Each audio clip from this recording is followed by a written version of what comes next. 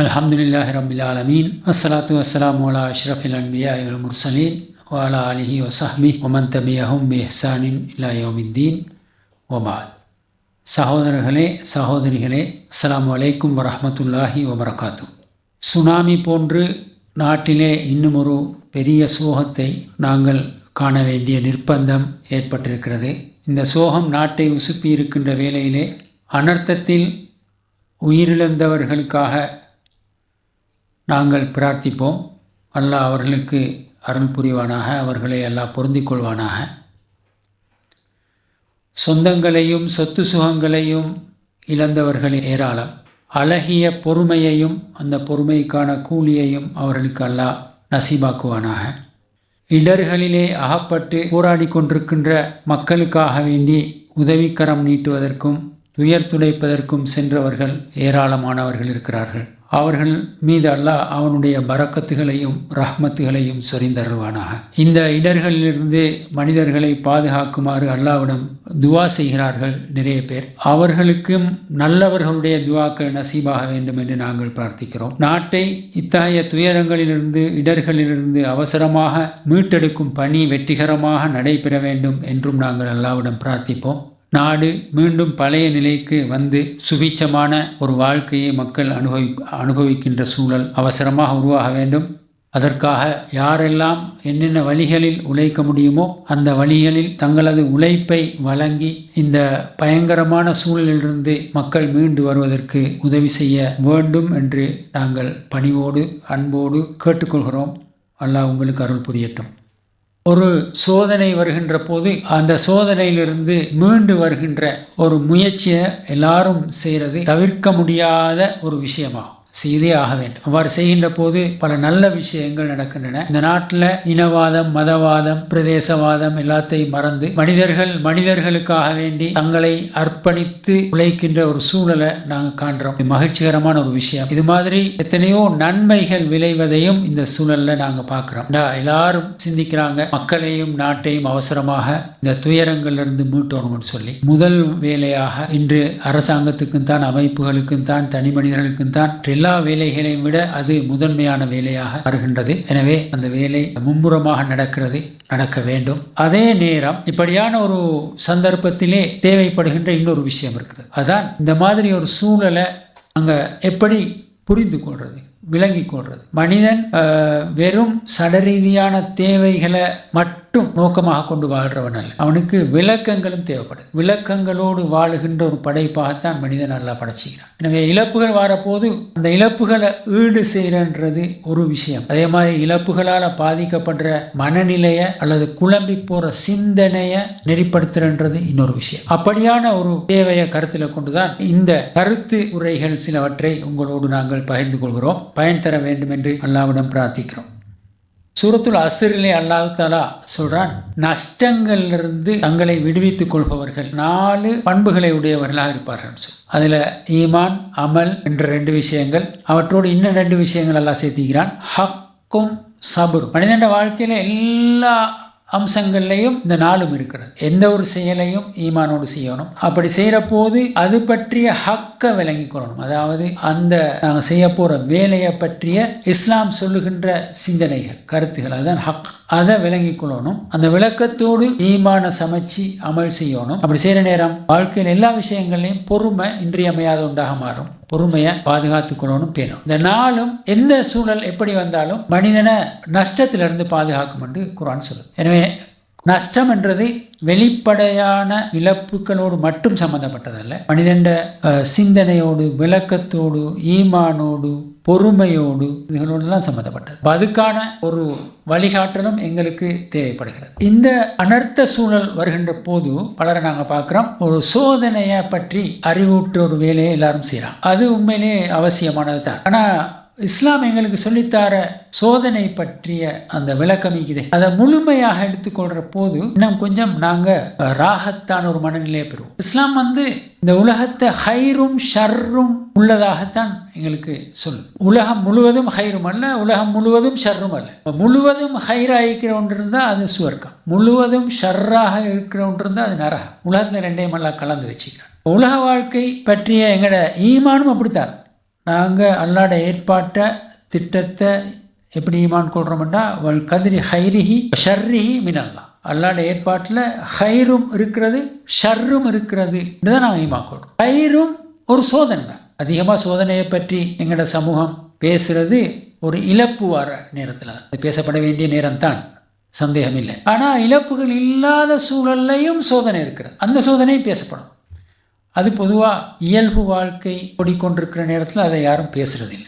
இப்போ ரெண்டையும் நாங்கள் விளங்கி கொள்றதுக்கான சந்தர்ப்பமாக எடுத்துக்கொள்வோம். நாங்கள் ஈமான் கொண்டதின் படி உலகம் என்றது ஹைரும் ஷர்ரும் உள்ளதாக இருக்கும். ஆனால் இந்த ஹைர் யாருக்கெல்லாம் கிடைக்குதோ அவங்க நினைச்சிடப்படாது எங்களுக்கு அல்லாஹ்கிட்ட இருந்து சன்மானங்கள் கிடைச்சிக்குதுன்னு சொல்லி. ஷர்ரு யாருக்கெல்லாம் வருகிறதோ அவங்க நினைக்கப்படாது எங்களோட தன்மானம் போகுதுன்னு சொல்லி. அதற்காக அல்லாஹ் ஹைரையும் ஷர்ரையும் ஏற்பாடு செய்யணும். இது ஒரு முக்கியமான விஷயம். இந்த ஹைறுகள் எப்போதும் அருள்களாக பார்க்கறது, ஷர்ருகளை இழிவாக பார்க்கறது. அப்படி பார்க்கறதுக்கு இஸ்லாம் அனுமதிக்கல. அப்படி ஒரு வழிகாட்டலாம் அல்லாஹ் தரவும் இல்லை. அல்லாஹ் சொல்றான் வனப்லூக்கும் பிஷர்ரி வல் ஹைரி ஃபித்னா. நாங்கள் ஹைரையும் ஒரு ஃபித்னாவாக ஷர்ரையும் ஒரு ஃபித்னாவாக வச்சு உங்களை சோதிப்போம். ஆனாலும் மனுஷன் அப்படியெல்லாம் பார்க்குறது. மனுஷன் அதை இப்படி பார்க்குறான். ஹைர்ன்றது ஒரு பாக்கியம், ஒரு கௌரவம், ஒரு அந்தஸ்து. ஷர்ன்றது ஒரு அபகீர்த்தி, இழுக்கு, அவமானம். இப்படி அதை பார்க்குற ஒரு பார்வை உண்டு. அதை குர்ஆன்ல எல்லாம் சொல்றாங்க. அமல் இன்சானு இதா மபுத்தலாஹு ரப்புஹு ஃபஅக்ரமஹு வனஅம ஃபயகூனு ரப்பி அக்ரமன். ஒரு மனிதன் அல்லாஹ் சோதிக்க விரும்புகிறான், சோதிக்க விரும்பி அவனுக்கு கௌரவத்தை கொடுக்குறான், அந்தஸ்தை கொடுக்குறான், நியமத்துகளை கொடுக்குறான். இப்போ நாங்கள் எதிர்கொண்டிருக்கிற சோதனை அதல்ல, இழப்புகள் எல்லாம் தந்திக்கிறான். எல்லாம் சொல்கிற சோதனை அவனுக்கு நியமத்துகள் எல்லாம் கொடுக்குறான், அந்தஸ்துகளை கொடுக்குறான், கௌரவத்தை கொடுக்குறான், பட்டம் பதவிகளை கொடுக்குறான். அவன் நினைக்கிறான் ரப்பி அக்ரமன், என் ரப்பு என்ன நல்லா வச்சுக்கிறான், கௌரவமாக வச்சுக்கிறான், கண்ணியப்படுத்திக்கிறான். உண்மையிலே அல்லாஹ் கொடுத்தது சோதனைக்காக. அம்மா இதா மபுத்தலாகும் சோதிக்க கருதி தான் அதை கொடுத்ததா எல்லாம் சொல்கிறான். மனுஷன் நினைக்கிறான் இதனை கிடைச்ச கௌரவம். அதே மாதிரி அம்மா இதா மபுத்தலாகும் ஃபக்கதர் அலைஹி ரிஸ்காகும் பயக்கூனு ரப்பி அஹான். ஒரு மனிதனுக்கு இன்னொரு மனிதன் அல்லாஹ் சோதிக்க கருதி அவன் ரிஸ்கை குறைக்கிறான். எத்தனையோ பேர் ரிஸ்குகள் இந்த அனர்த்தத்தில் இல்லாமல் போய்த்திருக்குது. பெரிய வசதிகளோடு வாழ்ந்தவர்கள் எல்லாம் தண்ணிக்கும் கூட கஷ்டப்படுற ஒரு சூழல் வந்து இப்போ அதை சந்திக்கிற போது மனுஷன் சொல்றான் தக்கூனு ரப்பி அஹான். ரப்பு எங்களை கைவிட்டுட்டானா, இழிவுபடுத்திட்டானா, எங்களுக்கு தந்த மரியாதை எடுத்துட்டானா? ரெண்டும் இல்லை. கர்றுகள் எந்த மனிதன் தன்மானத்துக்கும் சவாலும் அல்ல. சரி, இப்போ இந்த உண்மையை ஈமான் கொள்ளும். வல்லா சிறுல ஈமான் கொள்ளோனும் அது நஷ்டத்திலிருந்து பாதுகாக்கும் சொல்ற அந்த விஷயம் நீங்க இந்த இடத்துல இந்த ஈமான் எங்களுக்கு முக்கியம். இந்த ஈமான் இல்லாதவங்க பாதிக்கப்படுவாங்க. உள்ளங்கள் உடைஞ்சு சுக்கு நூறாகி ஒரு பெரியோரு இழிவுக்கு, அகௌரவத்துக்கு, அபகீர்த்திக்கு நாங்கள் ஆளாகிட்டோமா? ஒன்று இழப்பு, அது உடைமைகள் சொத்துக்களுடைய இழப்பு. இன்னொன்று அவங்களோட உள்ளத்தையே அவங்க இழந்துடுறாங்க. அப்படி ஒரு சூழல் வருகுது இந்த ஈமான் இல்லாமல் போகிற நேரம். இல்லை, அது ஒரு வகையான சோதனை, இது இன்னொரு வகையான சோதனை. இந்த சோதனையை நாங்கள் சரியாக ஈமான் கொள்ளுகின்ற போது எங்களோட உள்ளங்கள் எப்பவும் ஸ்டேபிளாகி, மிகவும் பாதிக்கப்பட்ட ஒரு ஊரில், நான் ஊரை சொல்லலை, எல்லாரும் சேர்ந்து வேலை செஞ்சு நிலைமையில சீர் செய்கிற முயற்சியில் ஈடுபட்டிருக்கிறாங்க. அங்குள்ள நிலைமையில விசாரிக்கிறதோடு நான் ஒரு கேள்வி கேட்டேன், ஊர் மக்களோட மனநிலை எப்படின்னு சொல்லி. எல்லாரும் உற்சாகமாக்கிறாங்க, எல்லாரும் சேர்ந்து வேலை செய்கிறாங்க, இழப்பை பற்றி யாரும் பேசுகிறாங்க இல்லை, கஷ்டத்திலிருந்து எல்லாரையும் அவசரமாக மீட்டெடுப்போம் என்று உற்சாகமாக வேலை செய்கிறாங்க. சரியான சந்தோஷமாக இருந்தது அந்த செய்தியை கேட்குற நேரம். ஏண்டா இந்த இடரை எதிர்கொள்கிறாங்க, ஃபேஸ் பண்ணுறாங்க. இந்த சோதனையை வெற்றிகரமாக தாண்டறதுக்கு எல்லாரும் முன் வந்திக்கிறாங்க. அவங்க அதுக்காக ஒன்றிணைஞ்சிக்கிறாங்க. அதில் முஸ்லீம் அல்லாத சகோதரர்களும் கூட ஒன்றிணைந்து வேலை செய்கிறாங்க. இது ஒரு ஈமானின் பால் பட்பட்ட இதை சரியாக நாங்கள் விளங்கி கொள்ள வேண்டும். இன்னும் சொன்னால் இந்த ஷர்றுகளால் வார இழப்புகள், அதால் வார கஷ்டங்கள், மனவேதனைகள் எல்லாத்தையும் நாங்கள் ஒரு சோதனையாக பார்க்குறோம் தானே. ஹைரால் அப்படி ஒன்று நடக்கிறல தானே. ஹைறுகள் எங்களுக்கு சேர்ற போது அப்படி அந்த பிரச்சனை வரல தானே. ஆனால் இஸ்லாத்திர பார்வையில் ஹைரன்றதும் ஒரு ஃபித்னாவே, ஒரு சோதனை. வனப்லூக்கும் பிஷர்ரி வல் ஹைரி ஃபித்னா என்று குர்ஆன் சொல்லுது. ஹைரையும் ஒரு ஃபித்னாவாக, ஷர்ரையும் ஒரு ஃபித்னாவாக வச்சு சோதிப்போம். ஹைர் என்ற ஃபித்னா இருக்குது, சோதனை. அதை எதிர்கொள்றது ஷர்ரை எதிர்கொள்றதை விட கஷ்டம். ஹைர் என்ற சோதனையை எதிர்கொள்றது இதே, அது ஷர் என்ற சோதனையை எதிர்கொள்றதை விட கஷ்டம். இப்போ ஷர் என்ற சோதனை வந்துருக்கு, அந்த சோதனையை எதிர்கொள்றவங்களுக்கு அல்லாஹ் அருள் புரியணும். அவங்க பெரிய ஒரு அமல் செய்கிறாங்க. ஆசிரியர்கள் சொல்ற மாதிரி அவங்க இந்த தருணத்தில் செய்ய வேண்டிய ஒரு பெரிய அமலை செய்கிறாங்க. ஆனால் எல்லாரும் செய்கிறாங்க, எல்லாரும் மற்ற எல்லாத்தையும் மறந்து இந்த அமல் இறங்கிக்கிறான். நீடட் அமல் என்றது சொல்லி, அதாவது அமல்களில் சிறந்தது எது தெரியுமா? அந்த டைமுக்கு தேவையான அமல். டைமுக்கு தேவையான அமலை வச்சுட்டு வேறொரு அமல் செய்கிறது. அப்படி ஒரு நல்ல அமலை முழு சமூகமும் செய்யும். போகை இல்லாதாக்கள் காசை கொடுக்குறான், ஒன்றுமே செய்ய இல்லாதாக்கள் துவா செய்கிறான், கண்ணீர் விடுறான். போகையிலுமானவங்க போய் எத்தனையோ சிரமங்களுக்கு முகம் கொடுக்குறான். பொறுமையோடு அதை எதிர்கொள்கிறவங்க எதிர்கொள்கிறாங்க. இப்படி எல்லாரும் சேர்ந்து இந்த அமலை செய்கிறான். ஆனால் ஹைர் இருக்கிற காலத்தில் அமலை கொஞ்சம் பார்த்தா அந்த அமலில் எத்தனையோ கோளாறுகள் பிரச்சனைகள் இருக்கு. அதை ஹைரில் உள்ள சோதனை என்று நாங்கள் விளங்கிக்கிறோம். நான் சொன்னேன், ஹைரால வார சோதனை ஷர்ரால வார சோதனையை விட கடினமானது. அது பற்றிய ஒரு சிறிய விளக்கத்தை இங்கே நாங்கள் பெற்றுக்கொள்வது பொருத்தமாக இருக்கும். ஹைர்கள் கிடைக்கிற நேரம் சோதனை எப்படி வருதுன்னா, அந்த ஹைருக்குரிய கடமைகளை செய்யும். ஹைருக்குரிய கடமைகளை செய்யும். ஹைருக்குரிய கடமைகள் ஜக்காத், ஹஜ் போன்ற கடமைகள் வசதி படைத்தவர்கள கடமை. இன்னஃபில் மாலி ஹக்கன் சிவ ஜக்கா, ஜக்காத்துக்கு அங்காலேயும் ஒத்தர செல்வத்தில் கடமைக்குது என்று ரசூலுல்லாஹ் சொல்றான். இப்போ சமூகத்தில் தேவைக்கிற காலமெல்லாம் வசதி படைத்தவர்களுக்கு கடமைகள். இப்போ வசதி படைத்தவங்களுக்கு அல்லாஹ் கொடுத்திக்கிற ஹைரிக்குது, அது அந்த கடமைகளை வேண்டி நிற்குது. அந்த கடமைகளை அவங்க செய்யாத போது சோதனையில் அவங்க மாட்டிக்கிறாங்க. அது இழப்புகள் வார நேரம் செய்ய வேண்டிய கடமைகளை விட கஷ்டமானது. அந்த கடமைகளை செய்யுது. கிடைத்த ஹைர்கள், கிடைக்க வேண்டிய ஹைர்களை சில நேரம் இல்லாமாக்கி, அது அதில் உள்ள இன்னொரு சோதனை. ஹைரில் உள்ள சோதனைகளில் இன்னொரு சோதனை என்னன்னா, கிடைச்ச ஹைர்கள் கிடைக்க வேண்டிய ஹைர்களை இல்லாமாக்கி. அல்லாஹ் குர்ஆனில் சில மனிதர்களை பற்றி சொல்கிறான்.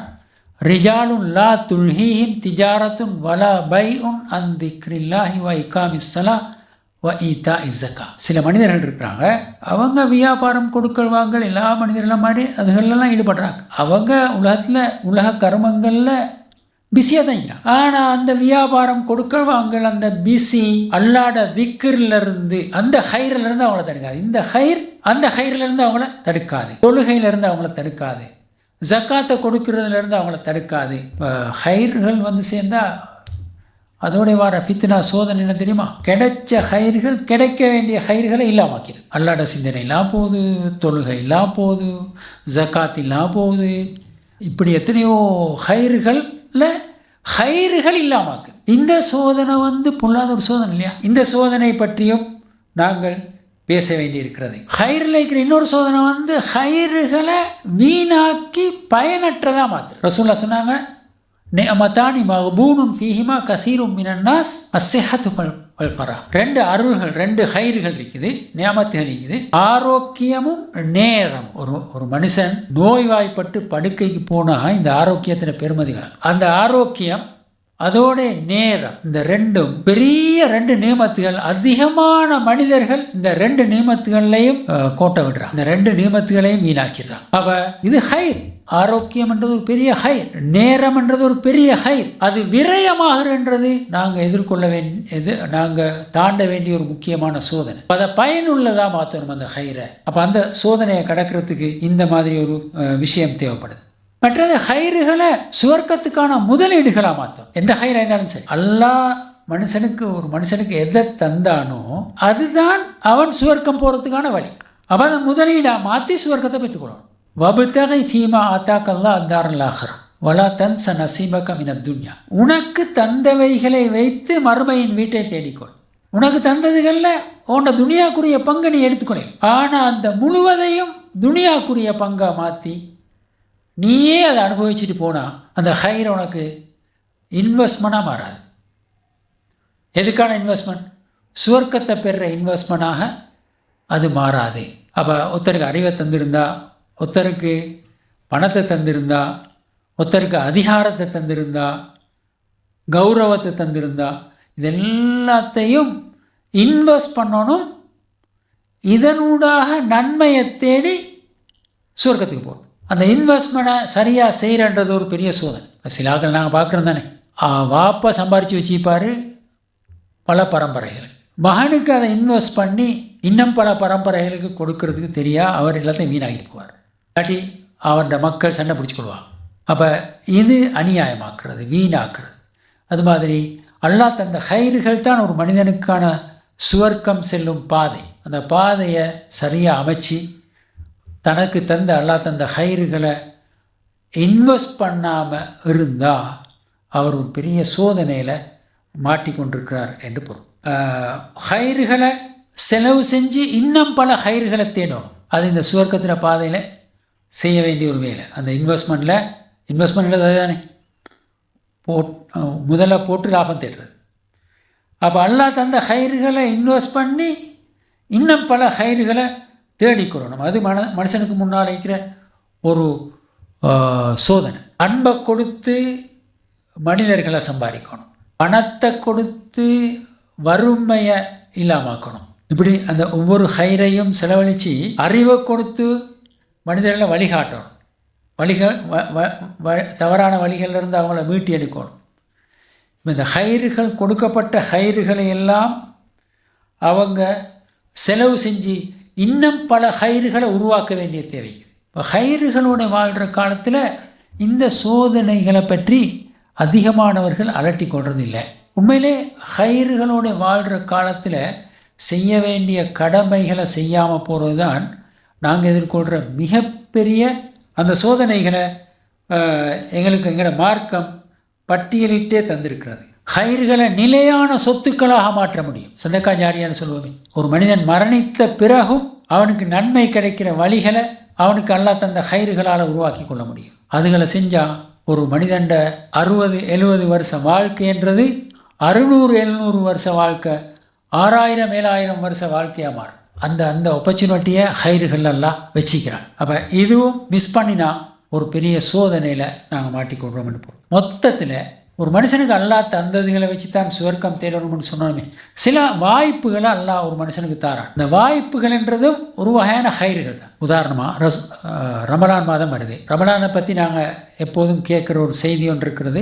ரமலான் வந்தும் ஒரு மனிதனுடைய பாவங்கள் மன்னிக்கப்படாட்டி அவன் நாசமாகட்டும் என்று ஜிப்ரீல் அலைஹிஸ்ஸலாம் துவா செஞ்சுக்கிறாங்க. ரசூலுல்லாஹ் ஆமீன் சொல்லிக்கிறாங்க. அப்போ ரமலான் என்ற அந்த வாய்ப்பு ஹைர் வந்தும் ஒரு மனுஷன்ட பாவங்கள் மன்னிக்கப்படலைண்டா அந்த ஹைர் அவன் யூஸ் பண்ணலைன்னு பொருள். அந்த சோதனையை அவன் வெற்றிகரமாக தாண்டலைன்னு பொருள். அதே மாதிரி ஒரு வயதான தாய் தந்தையரை ஒரு மனிதன் பெற்று அவங்களால சொர்க்கம் போக கிடைக்கலாட்டி ரமலான் வந்தும் சுவர்க்கம் போக கிடைக்காத மனிதன் மாய்த்தான் அவன். ஒரு குடும்ப வாழ்க்கை அமைஞ்சி கணவன் மனைவியாக குழந்தைகளோடு வாழ்ந்து சுவர்க்கம் போக ஒருத்தர் கிடைக்காட்டி அவரும் அந்த ஹைரை மிஸ் பண்ணுறார். ஏன்னா கணவனால் மனைவி சொர்க்கம் போகணும், மனைவியால் கணவன் சொர்க்கம் போகணும், 2 பேராலையும் பிள்ளைகள் சொர்க்கம் போகணும், பிள்ளைகளால் பேரன் சொர்க்கம் போகணும். அப்படியான ஒரு வாழ்க்கையை தான் குடும்பத்துக்குள்ள நான் வச்சுக்கிறேன். அந்த அருமையான சந்தர்ப்பத்தை ஒரு குடும்பம் நடத்துகிற ஒரு ஆள் மிஸ் பண்ணினா அவர் அந்த ஹைரை மிஸ் பண்ணுறார். அந்த ஹைருக்குரிய சோதனையை வெற்றிகரமாக தாண்ட அவருக்கு இயலாமல் போகும். இந்த ஹைர்கள் என்ற சோதனை இது அது உண்மையிலே பேசப்படுறது இல்லை. ஷர் என்ற சோதனை தான் அதிகமாக பேசப்படுகிறது. ஹைர் என்ற சோதனையையும் இந்த இடத்துல பேச வேண்டிய தேவை எங்களுக்கு இருக்குது என்றதை நான் இந்த பேலன்ஸ் பண்ணி இஸ்லாத்தின வழிகாட்டலை ஒரு பக்கம் பாரமாக கொடுக்காம பேலன்ஸ் பண்ணி அதை தரலாம்ன்றதுக்கு தான் இதை சொல்கிறேன். அதே மாதிரி ஷர்ரும் சோதனைகள் தான். அதில் என்ன சோதனை இது? ஷர்றுகள் வந்தால் பாதிப்புகள், இழப்புகள், நஷ்டங்கள், கஷ்டங்கள். நபுல்வன்னா கும்பிஷை மினல் ஹவுஃபி வல் ஜூ இவனக்ஸி மினல் அம்பாலி வல் அம்புசி வல் சமராத். அல்லாஹ் சொல்கிறான் தானே, நாங்கள் உங்களைய பசியால் சோதிப்போம், பயத்தால் சோதிப்போம், உங்களோட விளைச்சல்களை குறைச்சி சோதிப்போம், செல்வங்களை அழிச்சு சோதிப்போம், உயிர்களில் எடுத்து சோதிப்போம். அல்லாஹ் சொல்கிறான் அப்படியான சோதனைகள் வரும். அந்த சோதனைகளை அது வரும் என்றே எல்லாம் சொல்கிறான். நாங்கள் சோதிப்போம் என்றே எல்லாம் சொல்கிறான். அப்படி வார சோதனைகளை எதிர்கொண்டு வெற்றி பெறுறதுக்கு என்ன செய்யணும்? முதலாவது இது நாங்கள் ஈமான் கொண்டதன் படி வல் கதிரி ஹைரிஹி வ ஷர்ரிஹி மினல்லாஹ். அல்லாட ஏற்பாட்டில் அல்லாட திட்டத்தில் ஹைரும் ஷர்ரும் இருக்கிறது. எனவே ஹைர்கள் மிச்சங்காலம் வந்து கொண்டிருந்தது, இப்போ ஷர்ரு வருகுது. ஹைர்களால் நாங்கள் சந்தோஷப்பட்ட மாதிரி ஷர்ருகளால் துவண்டு போகலாது. அதையும் எதிர்கொள்ளணும், அதை ஏற்றுக்கொள்ளணும் என்ற ஈமான். அது ஷர்ருகள் இடர்களை எதிர்கொள்றதுக்கு தேவையான அடிப்படையான விஷயம். அதை ரிதா பில் கதர் சொல்லுவாங்க. அல்லாட கதிரை பொருந்தி கொள்றது சொல்லுவாங்க. முதலாவது அதை ஏற்றுக்கொள். நோய் நொம்பலமோ இழப்போ ஏதோ அதை எதிர்கொள்றது ரெண்டாவது, ஏற்றுக்கொள்றது முதலாவது. வந்தாச்சு தானே, வந்ததுக்கு பிறகு ஏன் வந்தது என்று சிந்தித்து துவண்டு போகப்படாது. வந்தாச்சு, இப்ப ஃபேஸ் பண்ணுவோம், ஏற்றுக்கொள்வோம். அந்த ஏற்றுக்கொள்றதுதான் ரிதா பில் கதர். அடுத்தது அதை ஃபேஸ் பண்ணி அந்த நெருக்கடியிலிருந்து வெளியில வர பொறுமை வேணும். பொறுமை என்ற அழகிய பொறுமை. யூசுப் அலைஹிஸ்ஸலாம் அவனோட வாழ்க்கையை படித்தவங்களுக்கு தெரியும். அவருக்கு எப்படியான சோதனைகள் வந்தது, அவருடைய தந்தை யாக்கூப் அலைஹிஸ்ஸலாம் எப்படியான ஒரு சோதனையால கஷ்டப்பட்டாங்கன்னு சொல்லி அந்த சூரா யூசுப்ல அடிக்கடி யாக்கூப் அலைஹிஸ்ஸலாம் பாவிக்கிற ஒரு வார்த்தையை நாங்கள் பார்க்குறோம், சப்ருன் ஜமீலன்னு சொல்லி. அழகிய பொறுமை எனக்கு போதுமானது அப்படின்னு சொல்லி. அதாவது அநியாயம் இழைக்கப்பட்டு பாதிக்கப்பட்ட நிலையிலையும் கூட அழகிய பொறுமை எனக்கு போதுமானது என்று யாக்கூப் அலைஹிஸ்ஸலாம் சொல்றாங்க. அநியாயம்தான் யாராலும் செஞ்சாலும் இது அநியாயம் அல்ல, ஒரு இயற்கை அனர்த்தம். இந்த அனர்த்தத்தில் ஏற்பட்ட பாதிப்புகளை அழகிய பொறுமை என்றால் அது எந்த மனிதனுக்கும் தன்னால் எந்த துன்பமும் வராமல், கம்ப்ளைண்டல் வராமல், மூட் அவுட் ஆகாமல், அடுத்தவங்கள்ட்ட நாங்கள் தாழ்ந்து போகாமல் கௌரவத்தை பாதுகாத்து கொண்டு அல்லாஹ் ஒரு சோதனையை தந்திக்கிறான், அதை ஏற்றுக்கொண்டு எதிர்கொண்டு வெளியில் வருவோம் என்ற அந்த முனைப்போடு வேலை செய்யணும். அது இந்த ஷர் என்ற சோதனையை எதிர்கொள்றதுக்கு தேவையான ஒரு முக்கியமான ஆயுதம். அப்போ உலகம் இன்பங்களுக்கான இடம் மட்டுமல்ல, அதில் இழப்புகளும் வரும் என்றதுதான் அந்த ஈமான். இப்படி யோசிக்கிற நேரம் இந்த பெரிய சோதனைகள் வருது.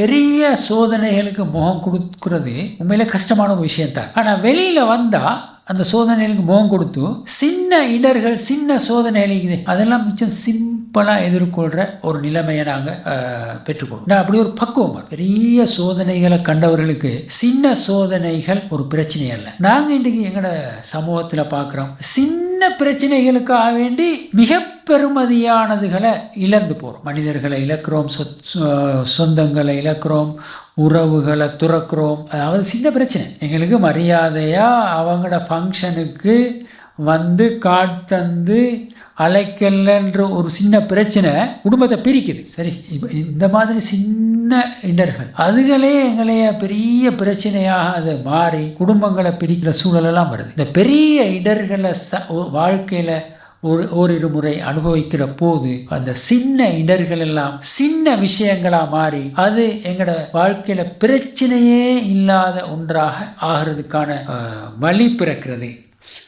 அதையும் அப்போ அது ஒரு பாடம். அதிலிருந்து நாங்கள் பெற்றுக்கொள்கிற ஒரு பாடம். ஷர்றுகள் வர்ற போது அதை எதிர்கொள்றதுக்கு தேவையான இன்னொரு விஷயம் என்னன்னா, ஷர்ரு வந்துட்டுதே சரி அப்படின்ட்டு நாங்கள் ஏற்றுக்கொள்கிறோமே, அதோடு நிற்கிறது இல்லை. இந்த ஷர்ரு ஏன் வந்ததற்கான காரணங்கள் என்னன்றதை படிக்கும். ஷர்ரு பாதிப்பாக வரும், இழப்பாக வரும், நஷ்டமாக வரும், தோல்வியாக வரும், எத்தனையோ உருவத்தில் வரும் தானே. எந்த உருவத்தில் வந்தாலும் சரி, அது ஏன் வந்தது, என்ன பின்னுக்கு அழைக்கிற காரணங்கள் என்று இந்த காரணங்களை தேடுறது, படிக்கிறது இந்த ஷர் என்ற சோதனையை எதிர்கொள்றதுக்கு தேவையான ஒரு முக்கியமான விஷயம். அப்ப அதை படிக்கணும். இந்த கொட்டின மலை அதை பற்றிய ஒரு கணிப்பு சொல்லுது. உங்களுக்கு தெரிஞ்சிக்கும்,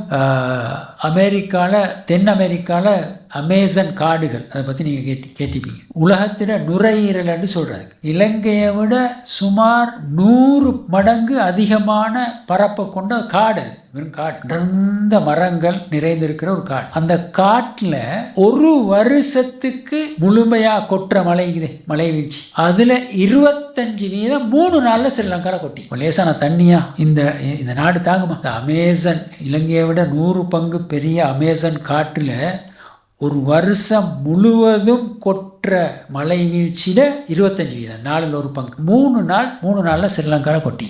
இது என்ன ஏற்பாடுகள் இருந்தாலும் இந்த பாதிப்புல இருந்து இந்த நாடு தப்பேல. அவ்வளவு பயங்கரமான ஒரு அனர்த்தம். இந்த அனர்த்தம் இப்படி நடக்கணுமா? அதாவது புயல் வரும், மழை வீழ்ச்சி, வெள்ளம், மண் சரிவு எல்லாம் வரும். இது இயற்கையா வரும். அப்படி வந்தாலும் அது இவ்வளவு கொடூரமா வருமா என்றா, அந்த கொடூரமாகிறதுக்கு காரணங்கள். அந்த காரணங்கள் சரியாக படிக்கப்பட்டால் இந்த நாட்டு மக்கள் இந்த நாட்டை நேசிக்கிறவங்களாம் மாறுவாங்க. உலகத்தை, இயற்கையை, அதோட வனப்பை, அதோட பாதுகாப்பை நேசிக்கிறவங்களா, உத்தரவாதப்படுத்துகிறவங்களா மாறுவாங்க. இதுக்கு ஒரு பெரிய விளக்கம் இருக்குது. எனக்கு வேணுமெண்டா ஒரு லிங்கை தரையிலும், அந்த லிங்கில் போய் நீங்கள் அதை படிக்கலாம். குளோபல் வார்மிங் அது இதுன்னு சொல்லி எத்தனையோ உலகத்தில் இயற்கையோடு நாங்கள் மோதுகிற, இயற்கையை அழிக்கிற மனுஷன், இயற்கையை அழிக்கிற எத்தனையோ வேலைகள் நடந்து கொண்டிருக்கு. அந்த அழிவுகள் தாங்க இல்லாமல் அதால் இயற்கைக்கு வர நோய் இருக்குது. அந்த நோயை இயற்கை தானாகவே குணப்படுத்துறதுக்கு எடுத்துக்கொள்கிற முயற்சி தான் இந்த அழிவுகள். எங்களுக்கு அழிவது இயற்கைக்கு ஒரு பாதுகாப்பு. இயற்கையை படித்தா இப்போ இதை டீட்டெயிலாக பார்க்குறேன்டா, நான் லிங்க் கொண்டு தரேன், அதுக்கு போவோம். இங்கே நான் சொல்ல வர விஷயம் என்னென்னா, இந்த ஷர்ரு வந்துட்டுது என்று ஏற்றுக்கொண்டதோட மட்டும் இருக்கிறல, அதை படிக்கணும்.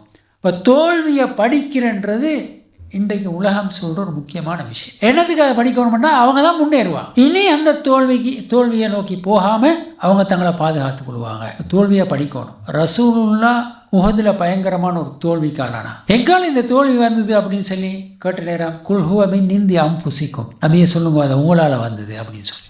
ஷர்ரெல்லாம் அல்லாஹ்கிட்ட இருந்து வந்துட்டு நாங்கள் ஈமான் கொள்கிறோம். ஆனால் அந்த தோல்வி உங்களால் வந்தது என்று அல்லாஹ் சொல்கிறான். என்னால் வந்ததுன்றத நம்புங்கன்னு சொன்ன அல்லாஹ் அங்கே ஏற்பட்ட தோல்வி உங்களால் வந்ததுன்னு சொல்கிறான். அப்போ எப்படி உங்களால் வந்தது? அதை படிங்க. அதை ரசூலுல்லாஹ் சஹாபாக்களும் படித்தாங்க. எந்த அளவுக்குண்டா, அந்த தோல்விக்கான காரணத்தால் இன்னொரு தோல்வி அவங்களோட வாழ்க்கையில் வரவே இல்லை. ரசூலுல்லாஹ் சொன்னாங்க, ஒரு மூமின் ஒரு பொந்தில் 2 முறை தீண்டப்பட மாட்டான்னு சொல்லி. ஏன்னா அவன் படிச்சிருவான். ஒரு தவறு செஞ்சு ஒரு முறை பாதிக்கப்பட்டா, ஒரு ஷர்ரு வந்தா, சோதனை வந்தா, 2வது முறை அந்த சோதனையை மூமீன்கள் வாழ்கிற இடங்களில் அவங்க எதிர்கொள்ள மாட்டாங்க. மூமீன்கள் வாழ்ந்தால் ஏன்னா அவங்க இந்த ஷர்ரை அப்படித்தான் இந்த சோதனையை அப்படித்தான் எதிர்கொள்வாங்க.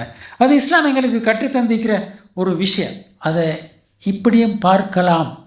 எப்படி பொல்யூஷனால் இப்படியான பாதிப்புகள் வருது, சூழல் மாசடைகிறதுனால, குளோபல் வார்மிங்கால் இந்த மாதிரி பாதிப்புகள் வருது என்றால், அது இலங்கை மக்களோட பிரச்சனை மட்டுமல்ல, முழு உலகமும் சேர்ந்து செய்கிற அநியாயம் இயற்கை. அதால் எங்களுக்கு பாதிப்பு வருது. அந்த பாதிப்பு என்னன்னா, நாங்கள் செஞ்ச ஒரு தவறுக்கு நாங்கள் பெரிய விலை கொடுத்திக்கிறோம்ன்றது தான் அந்த பாதிப்பு. நம்மளும் ஒரு பிழை செஞ்சால் அதுக்கு ஒரு விலை கொடுக்கணுமே. சரி, ஒரு கன்ஸ்ட்ரக்ஷன் வேலையை சிஸ்டமாக அந்த இன்ஜினியரிங் ஒழுங்குக்கேற்ப செய்யாமல் சும்மா கட்டி போட்டால் இடிஞ்சு விழுமே. அப்போ அந்த பிழைக்கு பெரிய ஒரு விலை கொடுக்கறது தான் அந்த இடிபாடு. அப்படி ஒரு விலை கொடுத்திக்கிறோம். அந்த விலை மிச்சம் பெருசு. இந்த நாடு பெரிய ஒரு விலை கொடுத்திருக்குது உலக மக்கள் இயற்கைக்கு செஞ்ச அந்த அநியாயத்துக்கு. எனவே நாங்கள் எல்லாரும் குரல் கொடுக்க வேண்டிய தேவைக்குது. இந்த அநியாயம் இதுக்கு பிறகு நடக்கப்படாதுன்னு சொல்லி இதை சகிச்சுக்கிண்டு நாங்கள் மையத்துகள் அடக்கிட்டு எங்களோட ஆட்களை திரும்ப பழைய நிலைமைக்கு கொண்டு போய் அவங்களுக்கு உதவிகள் செஞ்சு அவங்கள வாழ வச்சுட்டு இருக்கிறதோட இந்த விஷயம் முடிய இயலாது.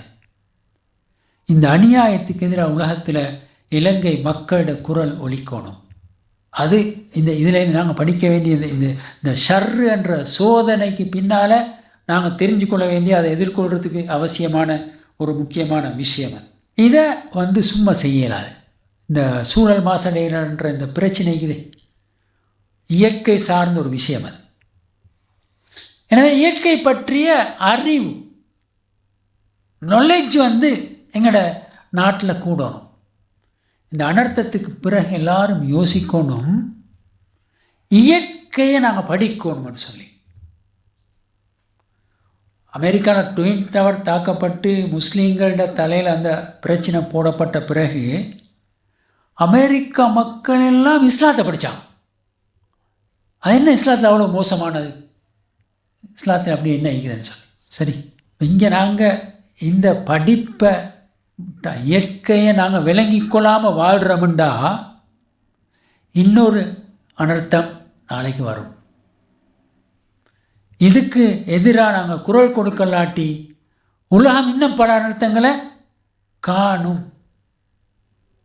சரி, எனவே இந்த அறிவு இலங்கை சமூகத்தில் வளர்க்கப்படணும். அது ஒரு முக்கியமான விஷயம். இதற்கப்பால் அதை படிக்கிற நேரம் இயற்கையோடு எப்படி வாழணுமென்ற ஒரு விஷயமும் எங்களுக்கு இருக்கிறது. இப்போ மனுஷர்களோடு வாழ தெரியாது அப்படின்னு சொல்கிறதான சிலாக்களுக்கு சிலருக்கு மனுஷர்களோட வாழத் தெரியா, மனுஷர்களோட பேச தெரியா, பழக தெரியா அப்படின்னு சொல்கிறதானே. இது மாதிரி ஒரு பெரிய பிரச்சனை இருக்குது. இயற்கையோட வாழ தெரியா, பழக தெரியா, அதோட பேச தெரியா, அதை கௌரவிக்க தெரியான்னு ஒரு பெரிய பிரச்சனை உண்டு. இது யாருக்கு விளங்கும்? இது விளங்கும் இல்லையா? இது விளங்குறன்னு சொன்னால் இயற்கையோட வாழ்கிறண்டா என்னான்றத்தை படிக்கும். அது இந்த அனர்த்தத்துக்கு பிறகு இலங்கை மக்கள் செய்ய வேண்டிய ஒரு வேலை. முஸ்லீம்களும் அதை செஞ்சாகணும். அது மார்க்கம் என்றதை நான் இந்த இடத்துல சொல்லிக்கொள்ள விரும்புகிறேன். அதுக்கும் அங்கால தான் இந்த அனர்த்தத்தில் ஏற்பட்டிருக்கிற எல்லா பாதிப்புகளையும் சரி செய்து நாங்கள் மீண்டு வாரதுக்கு எடுக்கிற முயற்சிகள். அதை நான் ஆரம்பத்தில் சொன்னேன். அந்த முயற்சிகளில் ஈடுபடுற எல்லாரும் உண்மையிலே இந்த காலத்துக்கு நேரத்துக்கு பொருத்தமான அமலில் ஈடுபடுறாங்க. அந்த அமலெல்லாம் பொருந்தி கொள்ளணும். அந்த அமல் இன்னும் மும்முரமாக நடக்கணும். மிக அவசரமாக இந்த நாடு எல்லா விதமான அசௌகரியங்கள்லிருந்தும் துயரங்கள்லிருந்தும் மீண்டு வரணும். அதே நேரம் ஹைரும் சோதனை, ஷர்ரும் சோதனை. எனவே இந்த 2 சோதனைகளையும் பொறுப்புணர்வோடு எதிர்கொள்ளணும் என்று நாங்கள் விளக்கிறோம். இதை என்ன செய்ய அப்படின்ட்டு எதிர்கொண்டு போகல. இதை பொறுப்புணர்வு. இதுக்கு பின்னால் நிறைய பொறுப்புகள் இருக்குது. ஹைர் பற்றிய சோதனையை நாங்கள் பார்த்தோம், ஷர்ரு பற்றிய சோதனையை பார்த்தோம். இந்த சோதனைகளை எதிர்கொண்டு நாங்கள் நாட்டையும் மக்களையும் காப்பாற்ற வேண்டும். அந்த பொறுப்புணர்வு எங்களோட சமூகத்தில் வளரணும். இந்த மாதிரி சில செய்திகளை இந்த சந்தர்ப்பத்தில் பகிர்றது, எல்லாருக்கும் எத்தி வைக்கிறது ஒரு கடமையாக இருக்கும் என்று நினைக்கிறோம். அந்த வகையில் தான் இந்த சூழலுக்கு பொருத்தமான சில வழிகாட்டல்களை உங்களோடு நாங்கள் பகிர்ந்து கொள்கிறோம். வல்ல நாயன் இதுவல்ல, இன்னும் பல விஷயங்கள் இவ்வாறு பகிரப்பட வேண்டி இருக்கிறது. இருந்தாலும் இந்த விஷயங்களை பேசுகிறவங்க, கேட்குறவங்க, ஷேர் பண்ணுறவங்க, இந்த எவையானஸை கொண்டு போகிறவங்க எல்லாருக்கும் அல்ல அருள் புரியணும். அவற்றின் மூலமாக நிறைய நன்மைகளை எங்களோட வாழ்க்கையில், இந்த நாட்டில், இயற்கையில் அல்லாஹ் ஏற்படுத்தி அருள வேண்டும் என்ற பிரார்த்தனையோடு விடை பெறுகிறோம். அஸ்ஸலாமு அலைக்கும் வரஹ்மத்துல்லாஹி வபரகாத்து. வாஹிர் தாவானா அல்ஹம்துலில்லாஹி ரப்பில் ஆலமீன்.